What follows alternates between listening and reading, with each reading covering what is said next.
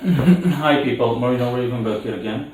I'm just going to discuss a new article that I wrote. I'm going to read from my own article and then we'll take things from there.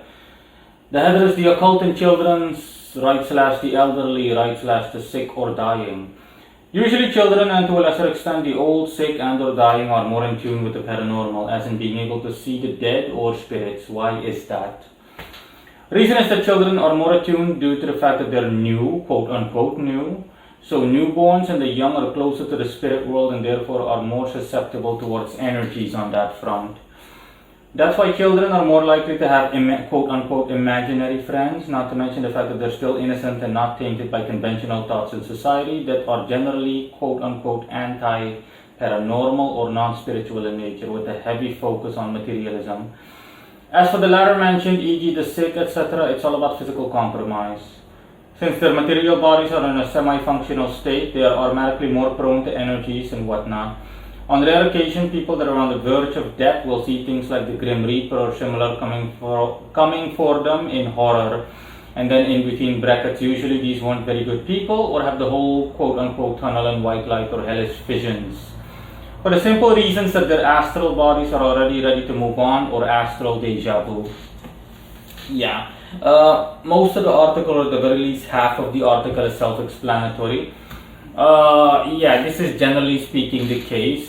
Children and people that are sick, as in close on their deathbed or severely ill, the dying, the dead, people that are old and on the verge of death, people whose physical bodies are going to give out, or people that were only just came into the material world, so newborns and whatnot, children.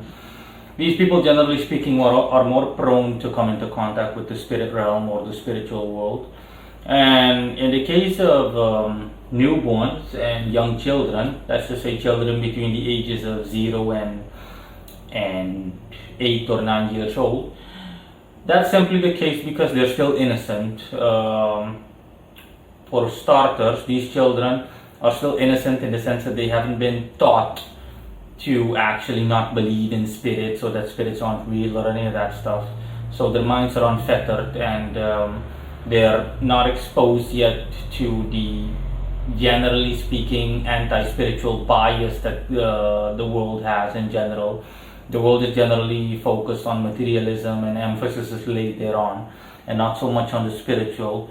So with these children, their minds are like blank slates, and that automatically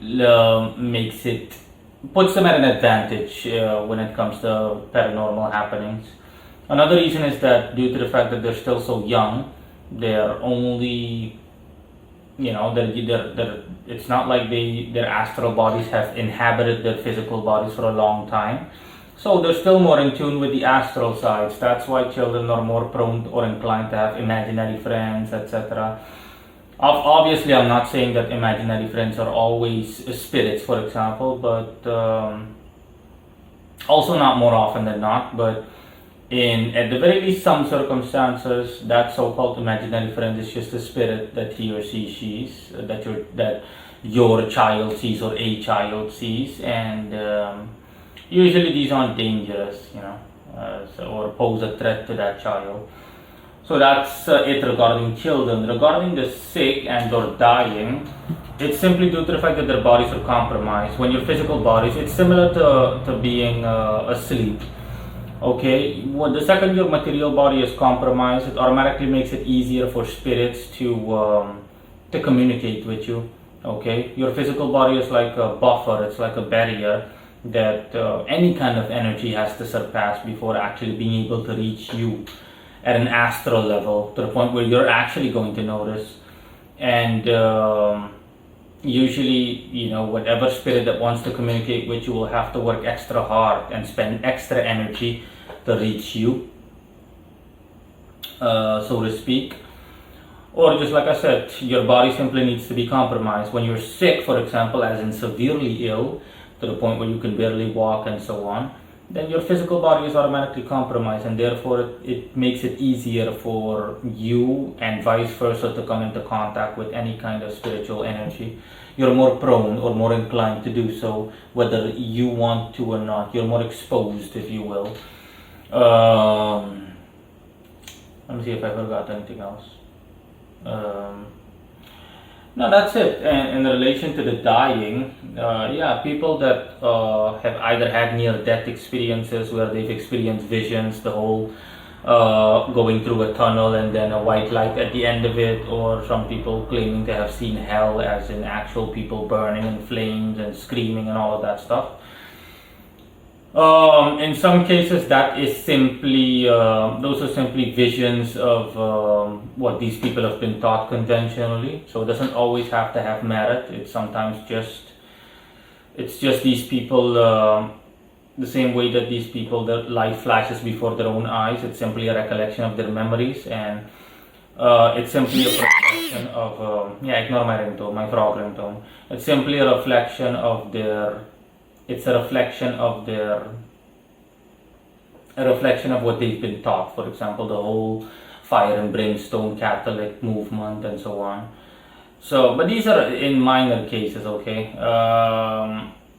These are in minor cases that it doesn't have any merit to it or similar. Generally speaking, yeah, it's normal, you know. In those cases, people are simply ready to move on. Their astral bodies at least are ready to move on, because you know, they're already saying, okay, your material body you're pretty much dead, you know, as in, okay, we'll be disconnecting soon.